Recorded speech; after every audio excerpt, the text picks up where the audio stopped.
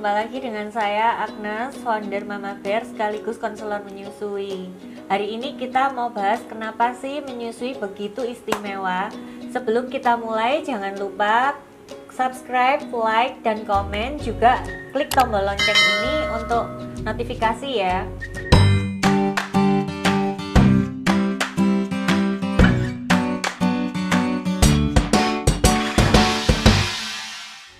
Oke, hari ini kita ingin bahas tentang kenapa sih kita harus menyusui. Ternyata proses menyusui itu dibuat oleh Tuhan karena itu lebih dari sekedar memberikan nutrisi kepada bayi kita. Banyak berjuta-juta manfaat yang kita bisa dapat melalui menyusui, baik itu untuk bayinya maupun untuk mamanya sendiri. Yang pertama, menyusui langsung banyak memberikan manfaat untuk ibu dan bayi. Ketika kita baru melahirkan dan kita menyusui anak kita, itu membantu menekan resiko postpartum depression maupun baby blues.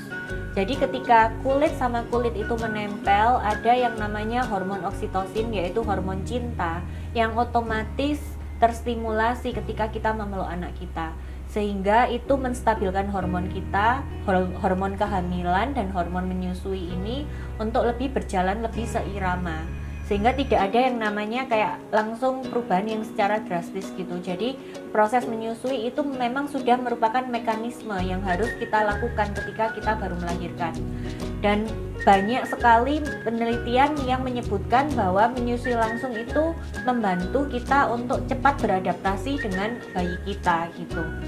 Menyusui langsung juga membantu bayi kita mendapatkan ASI yang sesuai dengan kebutuhan tubuh mereka. Pada saat pertama kali kita baru melahirkan, ASI yang keluar pertama itu namanya kolostrum. Warnanya kekuningan dan agak bening. Nah, itu yang membantu untuk melapisi lapisan di usus yang ketika baru lahir itu usus bayi kita bolong-bolong, itu dibantu untuk dilapisi supaya organnya itu lebih sempurna. Kemudian ada yang namanya baby speed backwards mechanism. Ketika kita menyusui anak kita, itu ada mekanisme vakum antara mulut bayi kita dan puting kita. Nah, ini ada pertukaran informasi yang dimana tubuh ibu itu membaca kebutuhan bayi kita. Sehingga ketika anak merasa tidak enak badan, ketika anak merasa dia perlu spesifik nutrisi untuk tumbuh kembangnya, tubuh ibu itu secara otomatis membaca.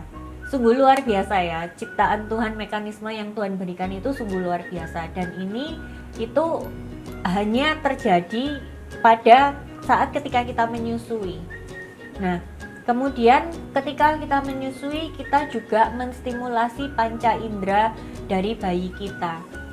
Kita memeluk dia bisa mencium aroma tubuh kita, dia bisa mendengar detak jantung kita, dia bisa melihat mata kita. Itu semua menstimulasi kebutuhan bayi kita gitu. Maka dari itu kenapa kok bayi-bayi yang disusui ini menurut penelitian mereka jauh lebih cerdas, karena ketika disusui itu tidak hanya tentang nutrisi saja, tapi ada stimulasi-stimulasi yang memang Tuhan rancangkan untuk membantu bayi kita ini bertumbuh untuk lebih baik lagi dan maksimal optimal. Menyusui langsung juga membantu bayi kita untuk beradaptasi dengan dunia barunya.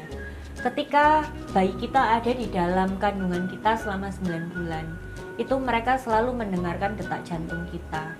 Mereka tidak pernah merasa kelaparan, mereka tidak pernah merasa kesepian, mereka selalu tahu bahwa mereka di dalam zona yang sangat nyaman. Terus kemudian setelah 9 bulan itu mereka dilahirkan dan mereka belajar untuk beradaptasi di dunia barunya, di mana mereka harus merasa kesepian. Mereka juga kerasa kok nggak ada lagi detak jantung mama, nggak ada lagi suara mama, aku kerasa lapar, kok bisa kerasa kepanasan, kerasa kedinginan. Nah, ketika kita menyusui, memang ajaib gitu mekanisme Tuhan. Kita tuh selalu otomatis mendekapnya di dada bagian kiri. Kenapa? Karena ini adalah letak di mana detak jantung kita. Ketika kita menempelkan anak kita, menggendong anak kita, ketika kita menyusui anak kita, itu mereka merasakan detak jantung, mereka bisa mencium bau mama, itu sungguh luar biasa dan mereka kembali merasa nyaman gitu. Dan Kadang-kadang kita akan melihat kenapa kok anak-anak itu sering sekali minta nenen gitu ya, nggak mau dilepas. Kadang-kadang puting kita ditawan mungkin bisa seharian atau 18 jam dalam sehari.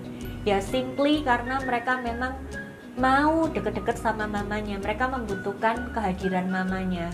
Dan ini tuh hanya bisa dipenuhi melalui menyusui. Lebih daripada itu, seperti yang kita tahu bahwa tidak ada yang namanya ciptaan Tuhan itu yang salah. Bahkan ketika kita menyusui itu juga membantu kita untuk memanage atau memaintain produksi ASI kita. Ketika kita menyusui langsung, ketika ada sentuhan antara kulit dan kulit, itu merangsang hormon prolaktin juga oksitosin yang dimana itu membantu untuk supaya produksi ASI kita itu makin lancar. Jadi makanya kenapa ketika kita mau menyusui hingga 2 tahun sangat disarankan untuk ibu-ibu tetap menyusui anak-anaknya. Saya berharap melalui ini kita bisa terus semangat untuk menyusui dan selalu memberikan yang terbaik untuk anak-anak kita. Terima kasih ya Mama sudah menyimak YouTube saya kali ini. Jangan lupa like, subscribe, dan komen. Klik tombol lonceng di sebelah sini untuk notifikasi tips-tips selanjutnya. Terima kasih.